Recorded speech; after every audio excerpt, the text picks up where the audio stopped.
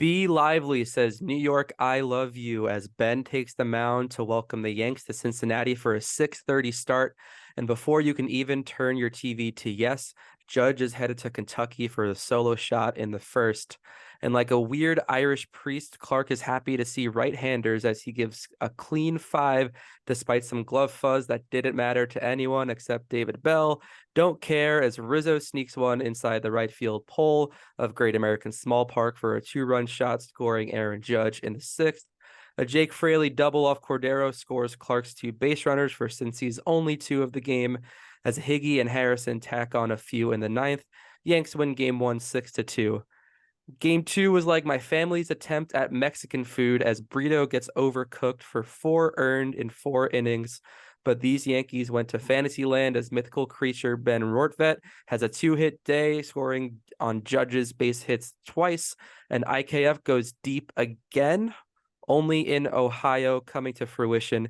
And we get free baseball in the Buckeye State as Judge makes his Wendy's trip to go 4 for 4 and put the Yankees ahead on a Rizzo 2-run shot. He says, do you get deja vu when I hit 2, sneaking it again inside the right field pole for that homer? Yankees win 7-4 in game 2.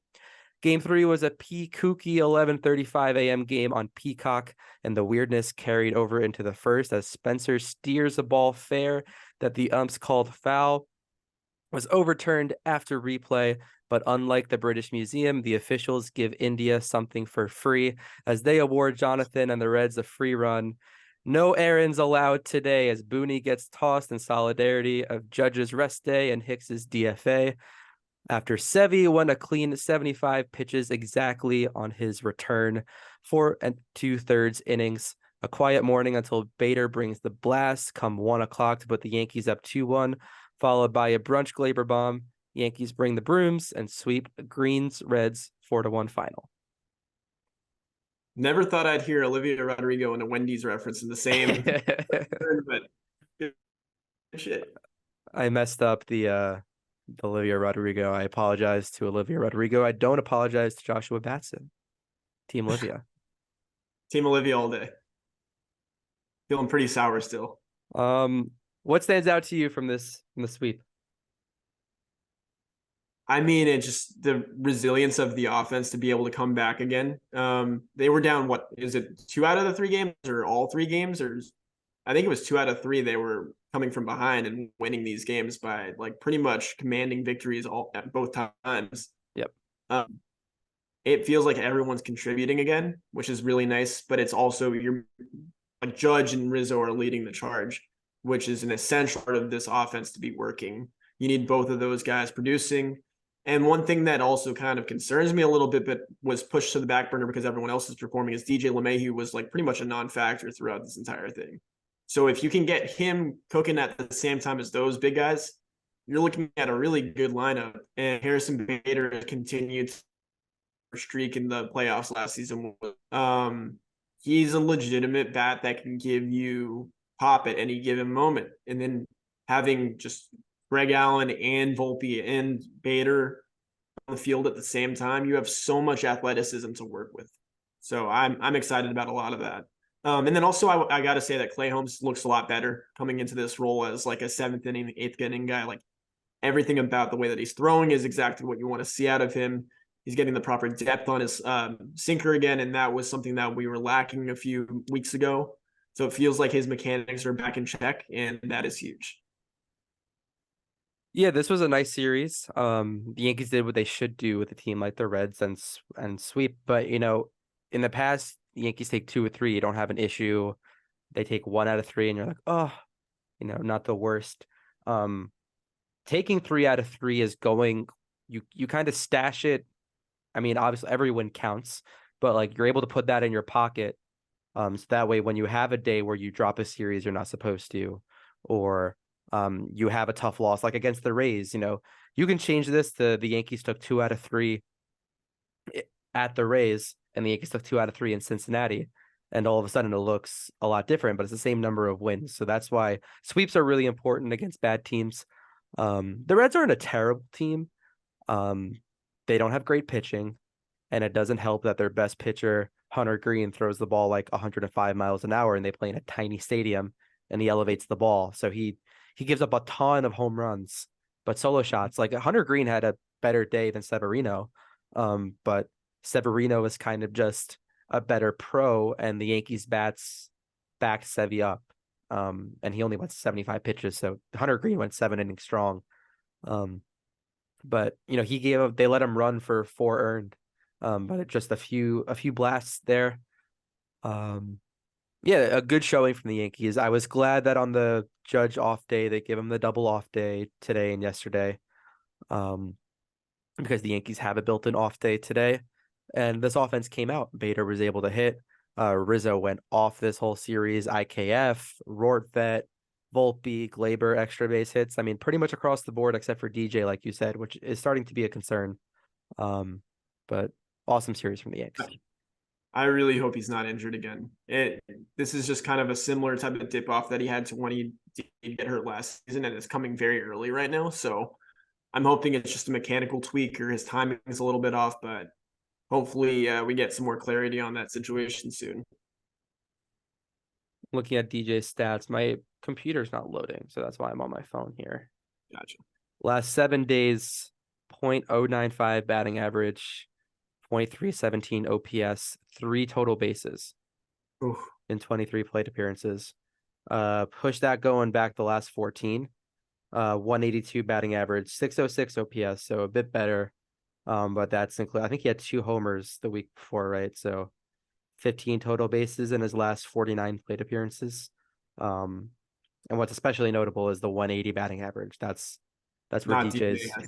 yeah, his value comes from the high contact. Like I'll take the 700 OPS if it comes with 230 batting average. That's his dip, but 180 puts it dangerously low for what And we need from him. yeah, if he has any kind of like lower body issue going on too, like he's such a weight shift hitter that if he's having issues landing or shifting his weight at all, like that could lead to him rolling over a little bit more. So I'd have to watch more of his ABs to see if that's the case, but it's not out of the realm of possibility at this point. I'm not looking at his batted ball stats. I'd be interested to see his Fangraphs numbers, but his BABIP is 143 in the last week. So that generally means weak contact, which is a yellow, if not a red flag for DJ. Mm-hmm. Yeah, that's something to keep an eye on for sure. What do you think of Clark's outing? He went 5 clean, and then he got 2 base runners. Cordero ultimately gave them up. I will say his velo was up. Like I think he was pumping like a sneaky 96, which is like not bad for Clark at all. Definitely wasn't the worst start. Ones where it just feels like he's still missing that put away pitch. I think that he's just so much better accustomed to be a like long reliever than anything. But I'm not going to complain. They ended up winning. He kept them in arm's reach the entire time. So that's all you can really ask out of Clark. Yeah, he struck out like 6 too, so he was missing bats pretty well. Yeah, I mean, I've got really no complaints. I think that he did pretty well, all things considered. He looked better. I mentioned it in the recap a bit. It was a very righty heavy lineup. And they didn't let him see Fraley. They took him out for Jake Fraley the 3rd time through. And that's who Cordero gave up the runs to. So that's why it goes 2 earned for Clark, but those were his inherited base runners on 1st and 2nd to start the 6th. Yeah, I thought he looked better. And this is kind of the ask from Clark. Go keep us in games against good teams that the offense can keep up, and then against bad teams, like keep it to 2, keep it to 3, and that's what he did. Give us 5 innings, let our bullpen work from there. Like these are going to be the games that we kind of grind out a bit more. And the Yankees didn't even grind this one out as much because they put up a number early on in the game. This was the only game where they were never behind. The other 2 games were both comeback victories. So yeah, I thought Clark, he did a nice job. Kept the line moving, and unlike Brito the next day, Brito kind of put us in a hole, giving up the 4 earned early on in the game. But then the Yankees fought back. I mean, I'll talk a little bit about him later Aaron Judge is incredible. I mean, his fingerprints were all over this series. Uh, yeah, it was kind of wild. I love the everyone on Twitter was kind of bringing it up, and the broadcast was like after game two, they're like, disappointing day for Aaron Judge, no homer today. Just casual Yeah. 4-for-4 day with 3 RBI and 2 runs scored. Got the game And the winning exit hit. velo was probably like, yeah, exit velo was probably like over 110 too, and he just missed like 1 or 2 homers as well. So that is an off day for him, but it's also a great day for just about anyone else. Yeah, his double was like 114. It was just like a 5-degree exit velo. So I think the most impressive hit that he got though was like I think he was down 0-2 or something like that. I think it was in game 3 or game it was like game 1 or game 2 maybe. But he was down 0-2 and he just like fists the ball down the third baseline. That was still like easily 100 off the bat. And you're just like how did he do that? How did he shorten up enough to that point to cover the entire strike zone? I don't know. He's superhuman. speaking of fisting a ball at 100 miles an hour, um, what did you think of the Reds' decision to not walk Judge with 1 out in the 10th there with Greg Allen on third? I was telling my girlfriend it was curious because like Judge's mistakes can be in that scenario can produce runs because even when he gets jammed or on the end of the bat with a ground ball, like it's a lot of the time hard enough to get through an infield in scenario. Or if he misses a big swing at a home run, like he's gonna hit it. His like soft fly ball is still a medium to far distance on a fly ball, so that's gonna score the run. And ultimately, like he gets jammed and he just like gets it through. He got a lot of barrel on it still, but I don't know. I'm surprised they didn't want to face Rizzo. I mean, Rizzo hits the 2-run home run on the next pitch anyway, but I'm surprised they didn't set him up for the double play. Yeah, I think it's more just like the Reds know that they're not going to be a playoff team and they don't operate like one. So like why try to make high leverage moves in a game that they already kind of accepted defeat in, even though it was close and they could have easily won it. Um, that's just the feel that I get out of them. I don't know. Even like listening to Barry Larkin and all the guys during the Peacock pre-game, there was zero optimism that the Reds were going to win that game at all. Um, so I don't know. It just feels With their like they best are. pitcher on the mound too.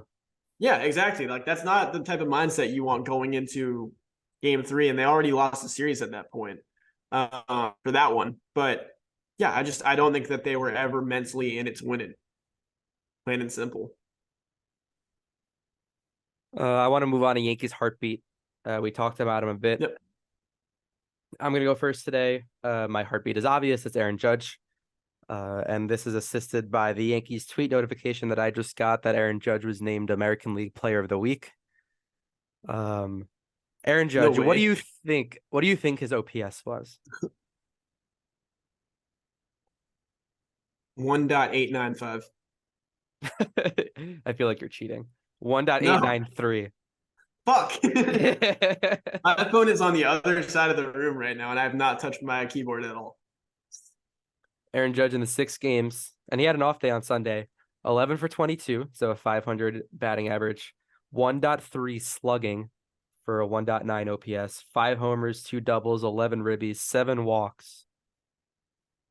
621 on base percentage. 63% of the plate appearances that Aaron Judge had, he was on base. Against, I mean, the Reds for 2 games and the Blue Jays for 4. And the Blue Jays are in theory a good team.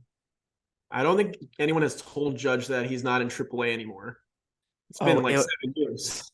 in on Saturday, I think it was Paul O'Neill like exasperated after Judge got his third hit, I think. And Paul's like, this is the major leagues. And he's Yeah. putting up like video game numbers. Like this is like if little leaguers, if I had a stretch like Aaron Judge is having now at the big league level, I'd be like, I'm really good. I'm Yeah. I'm a great baseball player, even at like at our level. Um, it's insane. That's like he has the right to be cocky about it just because he's proven that he can hit any pitcher that throws to him essentially. Yep. If you're going to challenge me, better throw it where I can't hit it. And he hits it almost every time now. At the beginning of the season, he was just missing pitches. We saw him foul off a lot early on, and there was like a little bit of a timing. 95 OPS, atrocious, so bad, and clearly sarcastic. And then he turns that around once he gets back from what he worked on. But clearly he found his timing mechanism again, and he found the perfect swing path to get to just about any pitch that he needs to hit. And he's not chasing that low and away slider anymore. Who is your heartbeat? Rizzo. This is the Jizzo weekend, baby. I mean, he's so good. This is the Rizzo that everyone's wanted to see, and he's been doing it consistently all season now. I think he had one small stretch back last month where he wasn't that great. But that's also when the Yankees were struggling really hard as a collective unit. He was still carrying the weight, but he wasn't getting those big hits. He's done nothing but get big hits the last 3 weeks or so. Just the contact is up, the strikeouts are down, the power is up. Like that home run to right field was so majestic. His swing just looks so good right now, and he's so locked in. And he's clearly just like that clubhouse presence that you need, like as the secondary enforcer to Aaron Judge, where I think Judge might be a little bit relaxed with some guys. Like, I don't know if Judge has that natural like fight. He's just so big and imposing in the first place. He doesn't really have to do too much to get people's attention. I think Rizzo just is that guy that goes in, he doesn't care at all. He will go up to anyone and get in their face if he needs to and say, like, let's turn things around now. So it's awesome to see those guys working on tandem. It's amazing. That's a familiar subject. Judge and Rizzo were our heartbeats for the last episode over that stretch. And I mean, I'd love for them to continue because they are the heartbeat of this team from the middle of the lineup. It is a chore, and you can see it on the mound. Not only do Judge and Rizzo put up productive at-bats, which they've been doing, but they are brutal count pitch draining hitters to get through, because they'll foul off a million balls. They'll take balls that are a ball or two off the plate. The umpires will give them the call most of the time. Judge has been more respected on that low strike, so it's very hard to attack him, and he can hit the ball low, he can hit the ball high. Rizzo can turn and keep balls fair that are on his hands that you have no idea how he gets his barrel inside of it. Both of them are brutal, like not only productivity wise, but in terms of tiring out a pitcher. And that has a knock-on effect to every other hitter in the lineup. And I think it's helping the Yankees navigate from the bottom of their lineup when they know that they're going to get consistent production, or at least competitive at bats from the middle of their lineup, which I think was lacking for a bit of the Yankees stretch. I think Rizzo had a bit of a down stretch, and then with Judge out of the lineup, no Stanton. I think we saw that the Yankees' middle of the lineup wasn't as tedious, and now it's as tedious as it can be, and as talented. I can't even say as talented as it can be because Giancarlo Stanton is still waiting in the wings for the next few weeks. So we'll see how Stanton's recovery goes and what that looks like. If Judge and Rizzo can keep up this pace, just getting on base in front of Stanton, we can look from 6-run games to 9-10-run games easily. It's so much fun to think about. And it also brings into the question, like, we have more moves that are going to be like made throughout the season just to, deal with all the guys that are coming back. Stanton, and then, Rodon and Donaldson is a big one just because, like, where is he going to play? Is he going to play? Does he have a spot on this team anymore? Does Oswalt Peraza have a spot on this team anymore? Like, we talked to June about this, but it's a legitimate question that, like, I think needs to be asked and addressed at some point. But it's a good problem to have because everyone right now is performing. So I'd rather more difficult decisions be made in this type of situation rather than a situation where everything's reaching its melting point or like boiling point, and in a negative way. And you just have to make decisions out of pure desperation. So I feel it's time for the Yankees to be very strategic with their following moves.